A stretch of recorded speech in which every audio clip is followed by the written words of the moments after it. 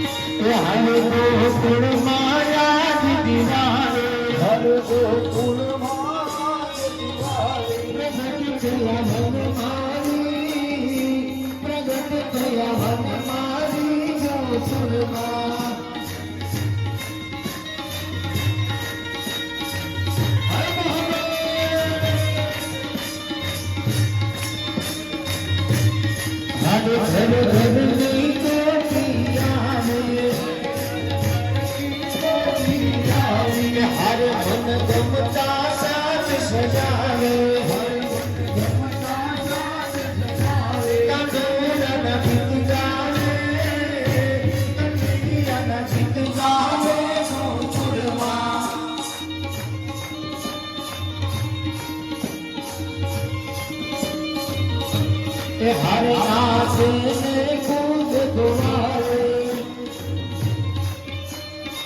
हरे नाथ ने कूद दुआरे हरे नाथ हरे हरे हरे जगन्नाथ हरे हरे जगन्नाथ निरंतवाणी नंद लालो निरंतवाणी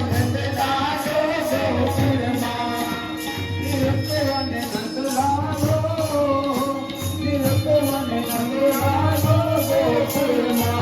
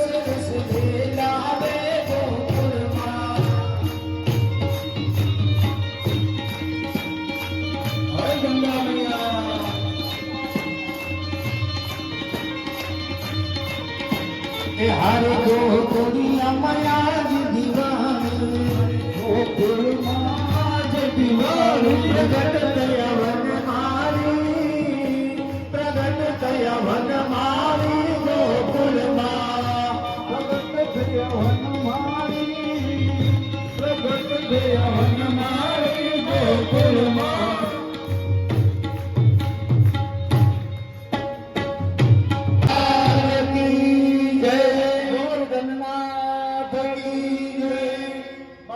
कृष्ण लाल की जय।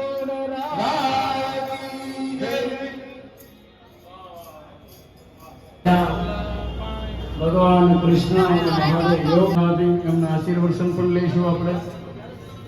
અને થોડા આવ્યા છે તો અમારા પરમ સ્નેહ બની રહે છે, જેમના આશીર્વાદ આપણી ઉપર કાયમ બની રહે છે, જેમનું સરળ જીવન છે. અહીંયા આપણી વચ્ચે જે બાપુ પધાર્યા છે એ સાધુની ચોકે કોઈ પ્રશંસા ને 1008 શિવપુરજી મહારાજ 1008 ની પદવી પણ ધરાવે, નીચે બેઠા ને ખુરશી યોગ્ય ગણાય એવી વસ્તુ છે, કારણ કે બાપુના આપણા એને સળવા પડે, પરંતુ એમની મહાનતા છે નીચે બેઠા.